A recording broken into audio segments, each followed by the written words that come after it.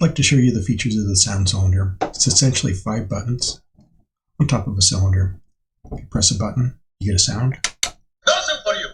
Different button, different sound. I'm sorry, but all questions must be submitted in writing. And at its heart, that's what this thing does. There are a couple of other features to it. There's a little selector switch. Right now it's in position 1.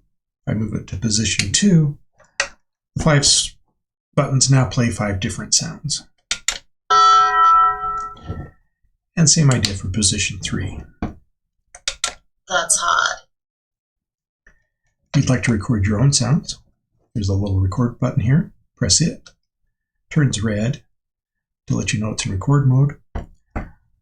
Then press and hold a button to record, and release button when you're finished recording. So let's try it. This is the green button. And play it back. This is the green button. Pretty simple. Microphone's located right here. The SD card holds all of the sound files. So right now the sounds that you have been hearing, like That's Hot, No Soup for You, are stored in MP3 format and on the card.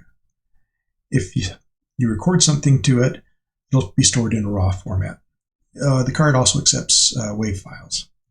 The MP3 and WAV files need to be in 44.1 kilohertz, mono or stereo. However, there's only a single stereo or single speaker in here, so the controller inside will downsample stereo to mono. There's also a settings file on here. It'll let you adjust the volume of the speaker a little more finely, and also the volume of the recording, internal recording. So play around with that if you'd like. If you get that settings file messed up a little bit and you just want to start all over, just delete the settings file on your computer, or off of the SD card, and put it back in. The controller will automatically rewrite a settings file based on what its internal memory has. Then there's a USB-C port. This can be used to power up the device instead of the batteries. One of the advantages to doing that is that it will run continuously rather than where the battery, or when it's running on batteries, as soon as it finishes playing a sound, it shuts off, or after 5 minutes it shuts off, whichever happens first. When it's on the USB, it'll run continuously. So if, for example, you had a 8-hour round noise, you definitely want to use the USB power supply to get the full 8 hours rather than 5 minutes.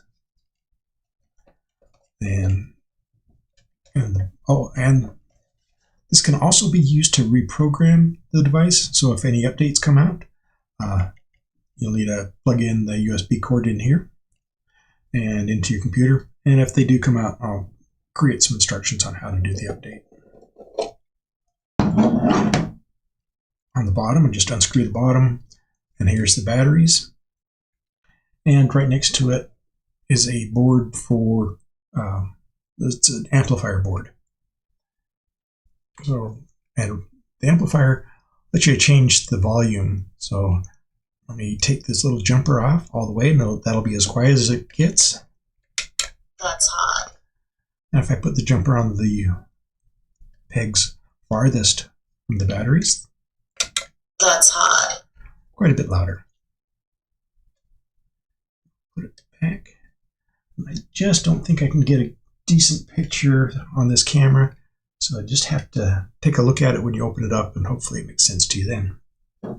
Anyway, that's all there is to it. Thank you so much.